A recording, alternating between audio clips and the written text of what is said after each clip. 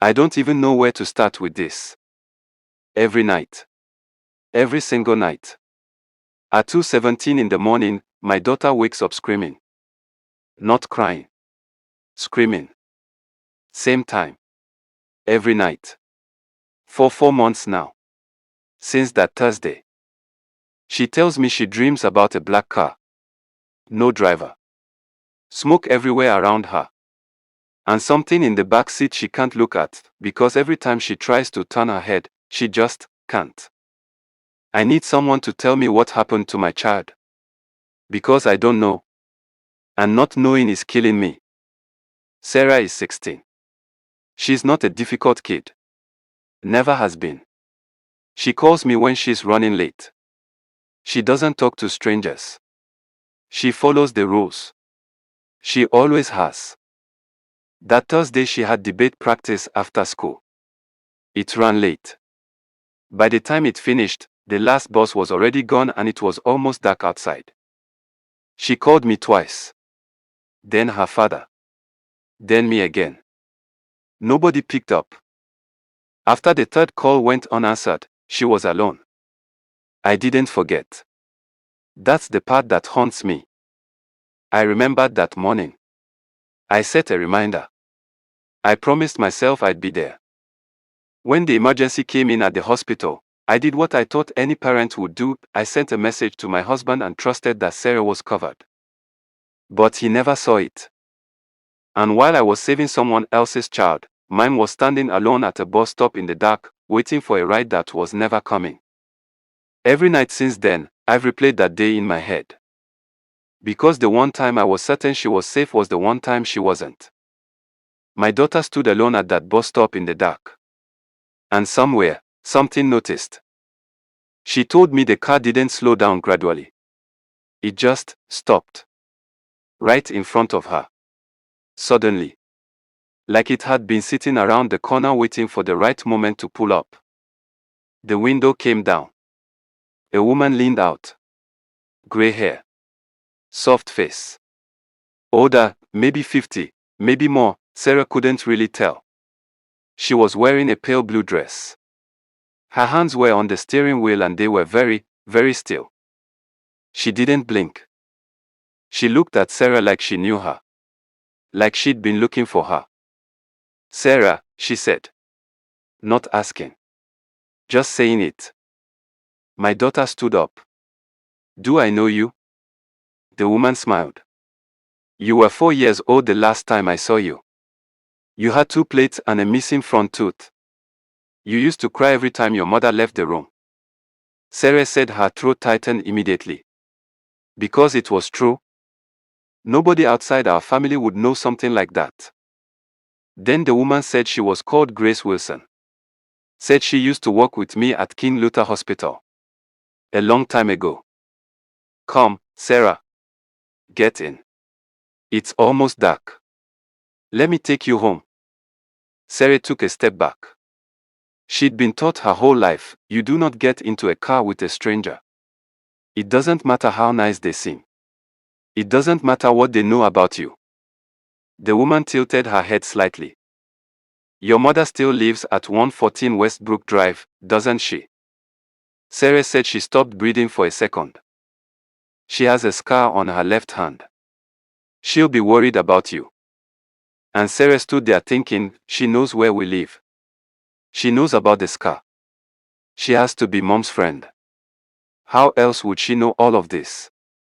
She got in the car. At first it was fine. That's the thing that gets me.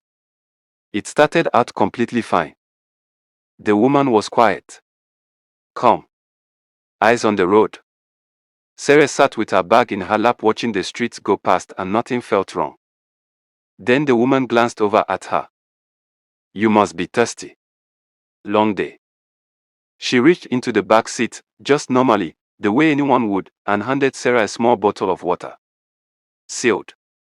Looked normal. Sarah took it. Of course she took it. Nothing was wrong yet. The woman seemed kind. She opened it. She drank some. It tasted like water. But it smelled like nothing. Not plastic. Not cold air. Just nothing. Like the bottle had never been near anything alive. And the cold felt strange going down. Not just cold in her stomach.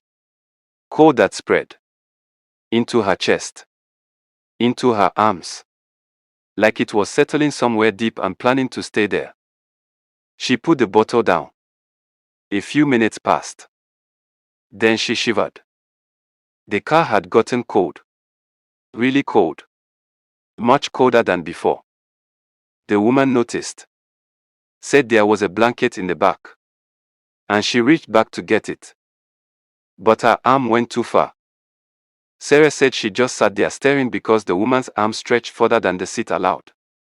Further than any arm should be able to reach. Like there was more space back there than there should have been. Like the back seat was deeper than it looked. And when her arm came back, there was a blanket. Old. Gray. Folded neatly. She put it in Sarah's lap. Sarah didn't touch it. She started watching the woman more carefully after that.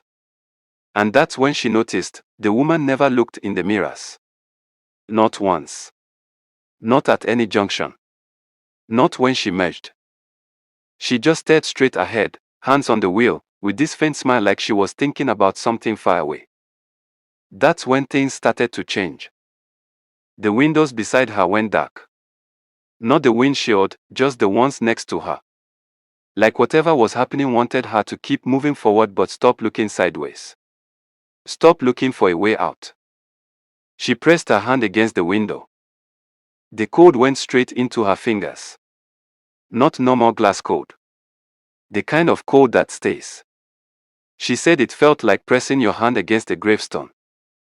Then she saw the smoke. It started at her feet. Just a thin curl of mist from under the seat. But it rose. Slow and quiet. It was heavier than normal smoke. Thick. Gray like river fog. It didn't sting. Didn't make her cough. It just spread across the floor and kept rising. Like it had been sitting under there waiting for the right time. Sarah grabbed her bag and held it against her chest. Almost there, the woman said. She hadn't moved. Hadn't adjusted her hands. Hadn't blinked. Just staring ahead at the road, smiling softly. Like someone who already knew exactly where they were going and didn't need to check. Sarah looked at the door handle. She decided, grab it. Open it. Jump out. Run. She told her hand to move. It didn't move. She screamed it in her head. Her hand stayed in her lap like it belonged to someone else entirely. The smoke was at her waist now. She could feel it close to her arms. Close to her sides. Not touching her exactly. Just hovering. The way a hand stays just above your skin before it decides to grip. Then the color started to change. The white seats. The white dashboard.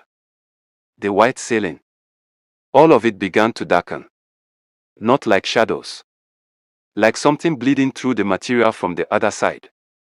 White to gray. Gray to black. The kind of black that has no light in it at all. Sarah made a sound. Not a word. Just something small that came out of her. The woman turned her head slightly. Don't be frightened. I just wanted to make sure you got home. The windows cleared. Suddenly. All at once. Like they had never been dark at all. Sarah looked out the front window. They were on Miller Avenue. Passing St. Catherine's Church. Parked beneath the church lights was a white car. Same model. Same cracked left headlight. The exact same car. Empty. The car stopped outside our house. The smoke was gone. The windows were clear. The seats were white again. Like none of it had happened. Sarah pushed the door open and ran. She banged on our front door. I had just walked in maybe 5 minutes before, and when I opened it she collapsed into me shaking so hard I genuinely thought something was physically wrong with her. Like a seizure.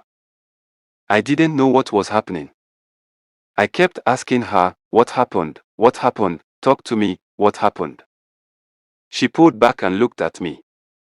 A woman brought me home. She said her name was Grace Wilson.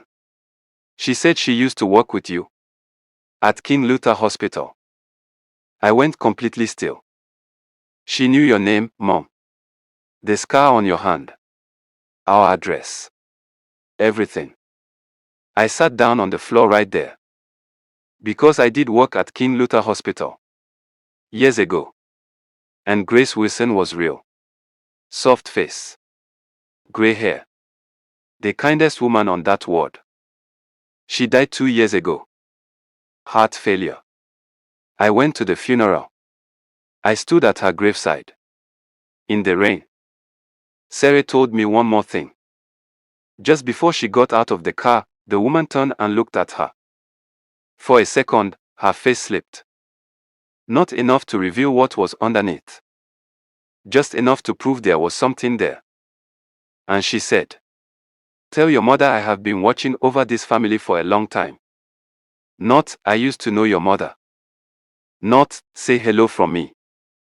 I have been watching over this family." Present tense. Ongoing. That was 4 months ago. My daughter is not the same person. She doesn't walk anywhere alone now. Not to the front gate. Not to the kitchen at night. She calls my name first, waits for me to come, then moves. Every time.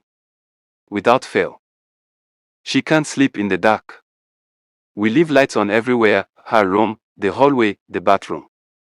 The second a bulb goes out, she's screaming before I even reach the switch.